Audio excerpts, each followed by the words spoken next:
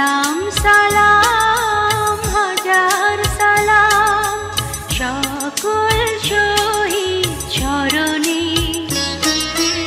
আমার হৃদয়ে রেখে যেতে চাই তাদের স্মৃতির চরণে।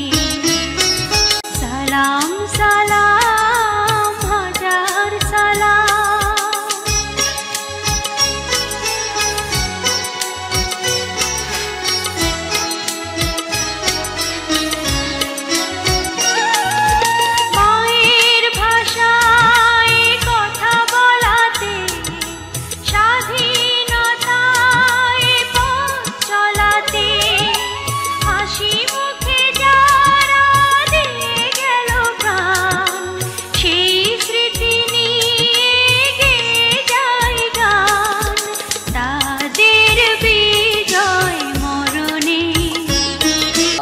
মোহাম্মদ আবুল ফজল তালুকদার, পিতা মৃত আলহাজ মোহাম্মদ আবুল হোসেন সরকার, গ্রাম শিবানন্দ কিলা, পোস্ট অফিস সাবেক জিকুয়া বাজার বর্তমান দুবাওড়া, উপজেলা বর্তমান দুবাওড়া, সাবেক সুষম দুর্গাপুর। আমি 1971 সনে নেত্রকোনা কলেজ থেকে ইন্টারমিডিয়েটে প্রথম বর্ষে ফর্ম ফিল আপ করার পরেই মুক্তিযুদ্ধ শুরু হয়। বঙ্গবন্ধুর 7ই মার্চের ভাষণে বঙ্গবন্ধুর আহ্বানে মুক্তিযুদ্ধে যেতে উদ্বুদ্ধ হই। আমার গ্রামের বাড়ি একদম ভারতের সীমান্তবর্তী এলাকায়। ওইখানে আমাদের একটা শিব মন্দির ছিল, ওই শিব মন্দিরের পাশেই একটা ইপিআর ক্যাম্প ছিল। এখানে ওই যে বাঙালি যে ইপিআর যারা ছিল তারাই প্রথম আমাদেরকে উদ্বুদ্ধ করে নিয়ে যায় এবং তাদের অনুপ্রেরণায় এবং তাদেরকে মানে সাথে নিয়েই আমরা ওইখানে ওই পাকিস্তানি যে বিডিআর ইপিআর ছিল ওদেরকে হত্যা করি। সেই ক্যাম্প আমরা দখলে নিই। ওইখানে বোধহয় 7 জন ছিল, তাদেরকে হত্যা করা হয়। আমরা তৎকালীন ছাত্রলীগের সদস্য যারা ছিলাম, বিশেষ করে সংগ্রাম কমিটি, যে বঙ্গবন্ধুটাকে যে সংগ্রাম কমিটির নির্দেশ দেওয়া হয়েছিল, আমরা সকলেই তখন সংগ্রাম কমিটির সদস্য ছিলাম এবং এই সংগ্রাম কমিটির সদস্যরাই আমরা ওই ভারতে যাওয়ার 4 তারিখে সুযোগ হয়েছিল। তারপরে এই দিনকে আমরা ইন্ডিয়াতে গেলাম এবং ওই যে বিএসএফ ক্যাম্প ছিল শিববাড়িতে, সেখানে আমাদেরকে বিকালবেলা ওই আমরা যাওয়ার পরেই ওইখানে যে সমস্ত ইন্ডিয়ানবাসী ছিল তারা জানতে চাচ্ছিল যে বাংলাদেশে কি হচ্ছে, 26শে মার্চের পরে বাংলাদেশের অবস্থান কি, কেন কি হচ্ছে, তারা এটা আমাদের কাছে জানতে চাচ্ছিল এবং আমাদেরকে প্রায় বোধহয় যে আমরা ছিলাম 20-25 জনের মতো, তারা প্রায় 1000 খানেক লোক আমাদেরকে দেখে সেখানে জড়ো হইলে তাদেরকে আমরা আমাদের যে রাষ্ট্রীয় অবস্থান সম্পর্কে তাদেরকে অবহিত করলাম যে তারা এইভাবে আমাদেরকে শোষণ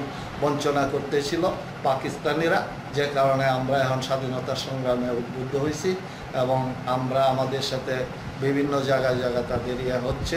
আমি ওই এপ্রিলের শেষ দিকে শিববাড়িতে অবস্থান করতেছিলাম এবং বাংলাদেশ থেকে যে সমস্ত যুবক ছেলেরা সেখানে যাইতেছিল তাদেরকে সংগঠিত করে প্রথম দিকে ওই ট্রেনিংয়ের জন্য আমরা ডালুতে পাঠাই। পরে আমি নিজেও ট্রেনিংয়ের জন্য ওই প্রথম ডালু ইউথ ক্যাম্পে যাই। সেখানে প্রিন্সিপাল মতিউর রহমান স্যারের নেতৃত্বে আমাদেরকে সংগঠিত করা হচ্ছিল।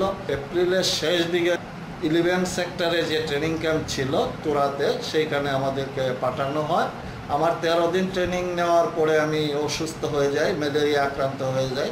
আমাকে তুরা হসপিটালে ভর্তি করা হয়। সেখান থেকে যখন আমি ওই ফিরি তখন আমার যে বেস, আমার যে সাথী ভাইয়েরা ছিল তাদের ট্রেনিং সমাপ্ত হয়ে গিয়েছিল। দ্বিতীয়বার আবার ট্রেনিং নিলাম।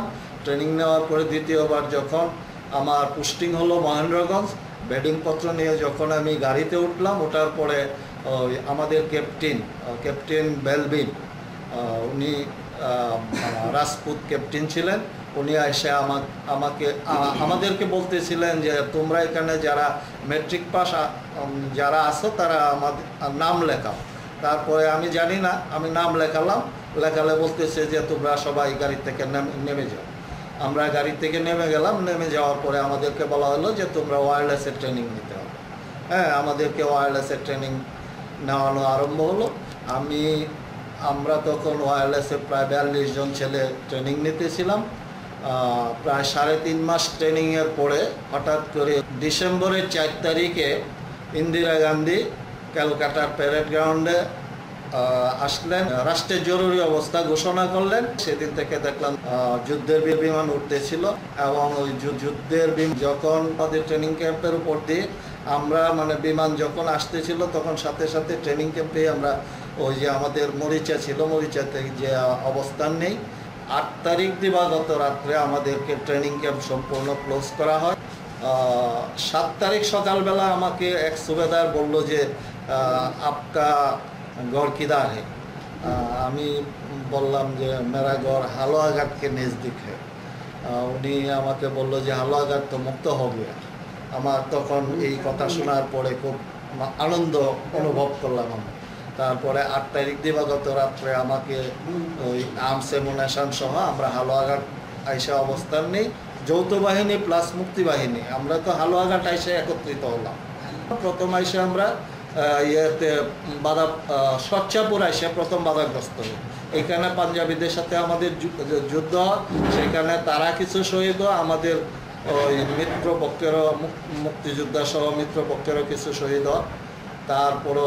পরে এই দিনকে 2 ঘন্টা থেকে 2.5 ঘন্টা পর্যন্ত এখানে যুদ্ধ হয়। তারপরে ওরা ওইখান থেকে আস্তে আস্তে পিছু হইতে চলে আসে। আবার পরের দিন আমরা মানে হালুয়াঘাট চলে যাই। পরের দিন আবার হালুয়াঘাট থেকে আবার ময়মনসিংহের দিকে যখন মার্চ করি, তারাকান্দাতে এসে আবার ওরা আমাদেরকে ব্যারিকেড সৃষ্টি করে এবং এখানেও কিছু সামান্যতম যুদ্ধ হয়। সেখানে তো যুদ্ধটা তত ব্যাপক ছিল। তারাকান্দার পূর্ব তালদিঘির কাছাকাছি এখানে যুদ্ধটা হচ্ছে। ওরা পিছু ওইটা চলে আসে, আইসে এদিক দিয়ে নদী পার হইয়া বোটটারে ডুবায় তো পড়ে। আমরা রাত্র 10টার সময় আইসা যখন ঘাটে পৌঁছি তখন দেখি বোট নাই এখানে। তো বোট পরে ওই যে মাঝি আইনা এরা বোট সারা রাত্রে এটারে মানে পানি ফালায়া শেষ। তারপরে রাত্র 4টার সময় আমরা সেখান থেকে ওই নদী পাড়ি দিয়া আমরা ইউনিভার্সিটিতে চলে গেলাম। ইউনিভার্সিটিতে আমাদের যে মিত্রবাহিনীর ক্যাম্প মানে হেডকোয়ার্টার এখানে প্রথম আমরা অবস্থান নেওয়ার পরে এইখানে আমরা 4-5 দিন বোধহয় ছিলাম। পরবর্তী সময়ে ডিসেম্বরের 14 তারিখে আমাদেরকে আবার মার্চ আপ করানো হয় টাঙ্গাইল। আমরা ওই টাঙ্গাইল যাওয়ার পথে গিয়ে আমরা প্রথম টাঙ্গাইল গিয়ে ঢুকি। টাঙ্গাইল থেকে তার পরবর্তী সময়ে ওই কালিয়াকৈর গিয়ে ওইখানে আমাদের সাথে ওই আবার পাকিস্তানিদের ভীষণ যুদ্ধ হয়। এখানে প্রায় 200-300 মতো আমাদের মিত্র বাহিনী আর প্রায় 1000 খানেক বোধহয় যে পাক আর্মি শহীদ হওয়ার পরে এখানে যুদ্ধটা হয়েছিল বিকাল 4টার দিকে, 14 তারিখ বিকালে 4টা। সেইখান থেকে আমরা সাভারের দিকে যে রাস্তাটা গেছে কালিয়াকৈর থেকে নয়ারহাট গিয়া সেখানে আমরা অবস্থান করলাম। পরের দিন নয়ারহাট গিয়ে অবস্থান করছি। নয়ারহাটের একটু মাইল 2 সামনে আবার তাদের সাথে আমাদের পরের দিন আবার ভীষণ যুদ্ধ হয়। সেখানে তুমুল যুদ্ধ হয়। যুদ্ধের সারাদিন আমরা সেখানে অবস্থান করি। না খাওয়া দাওয়া ছিল না খায়া সেখানে সেই দিনকে রাত্রে আমরা ওই যে সাভারে যে ডেইরি ফার্ম আছে, ডেইরি ফার্মের ভিতরে আমরা গিয়ে অবস্থান নেই। সেইখানে যে ডেইরি ফার্ম থেকে যে দুধ ঢাকা সিটিতে সাপ্লাই দেওয়া হতো, সেই দুধ আর ওই দিনকে দিতে পারে না। সেই দুধ আনে আমাদেরকে রাত্রিবেলা দেওয়া হলো, মুড়ি দেওয়া হলো। গ্রামের লোকজন এসে মুড়ি টুড়ি দিল, ওইগুলা খায় আমরা এখানে অবস্থান নিতেছিলাম। 16 তারিখ সকালবেলা আমাকে বলা হলো যে ওই আমরা হয়তো ওইখানে যাওয়ার পরে আমরা ভাবতেছিলাম যে এখন সমস্ত দেশের ওই পাক আর্মিরা ঢাকাতে যায় জড়ো হয়ে গেছে। এখন আমাদের ধারণা ছিল যে এরা বোধহয় ঢাকাতে সবাই মিলে সম্মিলিতভাবে আমাদেরকে বৃহৎ একটা প্রতিরোধ গড়ে তুলব এবং আমাদের যে কত সময় লাগবে তাদের কাছ থেকে আমাদের বাকিটুকু স্বাধীন করতে, এটা আল্লাহ বাকি জানে। যে জন্য আমাদের প্রস্তুতি নেওয়ার প্রয়োজন ছিল। আমাকে বলা হলো যে পরের দিন সকালে যে আপনি ময়মনসিংহ যান, ময়মনসিংহ থেকে গিয়ে রেশন অ্যামুনেশন নিয়ে আসে। রেশন এবং অ্যামুনেশনের জন্য আমি যখন ময়মনসিংহের দিকে ব্যাক করতে চাইলাম, রাস্তায় একটা ব্রিজ ভাঙা ছিল। এই ব্রিজে ওই যে আগের দিন যে যুদ্ধে কিছু পাক আর্মি যে স্ক্যাটার্ড অবস্থা বিভিন্ন বাংকারে মানে ছিল, ওরা রাত্রেবেলা হঠাৎ করে সবগুলা মানে একত্রিত হয়ে ওই ব্রিজে গিয়ে তারা অ্যাম্বুশ করিয়া বৈশা ছিল। তখন আমরা যখন ওই ব্রিজটার প্রায় মাইল খানেক আগে এই সময় দেখি যে গ্রাম থেকে সমানে লোক আসতেছে, আমাদের ওই বাংলাদেশি পতাকা দেখে তারা বুঝতে পারছে যে আমরা মুক্তিবাহিনীর লোক। তারা আমাদেরকে আয়সা বাধা দিল যে আপনারা সামনে যায় না, সামনে পাঞ্জাবিরা পাকিস্তান আর্মিরা অবস্থান করতেছে, আপনারা গেলে আপনাদেরকে মেরে ফেলায়।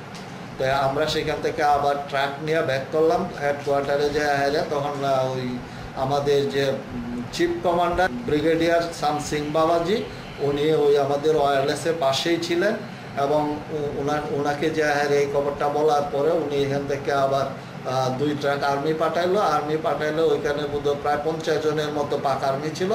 এরা যাওয়ার সাথে সাথে সারেন্ডার করলে এদেরকে ট্রাকে উঠায় ওই ইন্ডিয়াতে ময়মনসিংহের দিকে পাঠায় দেওয়া হবে। আর আমরা সেখানে অবস্থান করতেছিলাম। 11টার পরে ওই বাবাজি এখান থেকে ওনার নিজস্ব জিপে করে ওই ওয়্যারলেসের মাধ্যমে যোগাযোগ করে উনি ওই ঢাকা ক্যান্টনমেন্টে চলে গেলেন। ক্যান্টনমেন্টে চলে যায় হেরা সরাসরি নেওয়াজির সাথে। আমি যেহেতু ওয়্যারলেসে কাজ করতাম, আমি সার্বক্ষণিক সমস্ত খবরাখবর রাখতাম। আমাদের যে ওয়্যারলেস সেটটা ছিল, এই ওয়্যারলেস সেটটা ক্যালকাটার সাথে সম্পৃক্ত ছিল এবং এটার নেটওয়ার্ক ছিল ক্যালকাটার সাথে। আমরা এখান থেকে যুদ্ধের খবরাখবর ক্যালকাটাতে আমরা করতাম, সরবরাহ করতাম।